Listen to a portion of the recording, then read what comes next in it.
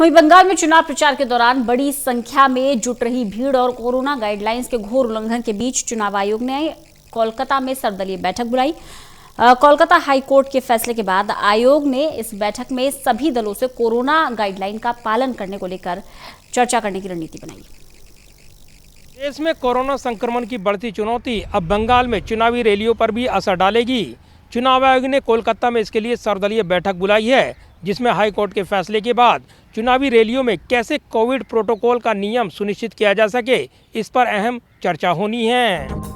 बंगाल में चुनाव प्रचार के दौरान भारी संख्या में जुट रही भीड़ और कोरोना गाइडलाइन के घोर उल्लंघन के बीच चुनाव आयोग ने कल शुक्रवार को कोलकाता में सर्वदलीय बैठक बुलाई है। आयोग इस बैठक में सभी दलों से कोरोना गाइडलाइन के पालन को लेकर चर्चा करेगा। राज्य में चुनाव प्रचार के दौरान सभी दलों की ओर से आयोजित चुनावी रैलियों में भारी भीड़ जुट रही है। साथ ही प्रचार के दौरान कोरोना गाइडलाइन का पालन बिल्कुल भी नहीं किया जा रहा है। ऐसे में कोलकाता हाई कोर्ट ने सख्त रुख अख्तियार करते हुए सभी जिलाधिकारियों से राजनीतिक कार्यक्रम में कोरोना की स्थिति पर नजर रखने को कहा है। हाई कोर्ट ने यह भी निर्देश जारी किए हैं कि कोरोना की स्थिति जांचने के लिए अगर उन्हें उचित लगे तो सोशल डिस्टेंसिंग का पालन कराने के लिए धारा 144 भी लागू कर दें।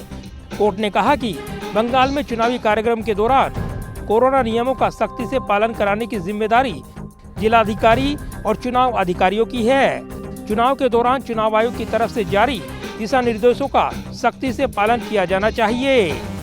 हाईकोर्ट ने यह भी कहा कि इस दौरान सभी आयोजनों में मास्क पहनना अनिवार्य होना चाहिए। सैनिटाइजर भी हर जगह उपलब्ध होना चाहिए। जहां भीड़ हो वहां कोरोना संबंधी नियमों का सख्ती से पालन कराया जाए। बंगाल में कोरोना केस में आए उछाल को लेकर अब राजनीतिक बयानबाजी भी शुरू हो गई है।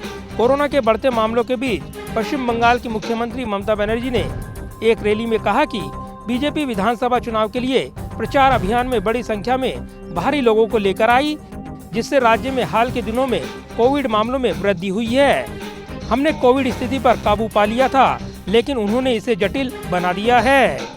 बहरहाल बंगाल में चुनाव को लेकर खूब राजनीतिक वार पलटवार चल रही हैं और ऐसे में कल हो रही सर्वदलीय बैठक में चुनावी रैलियों में कोरोना गाइडलाइन को लेकर अहम निर्णय हो सकता है।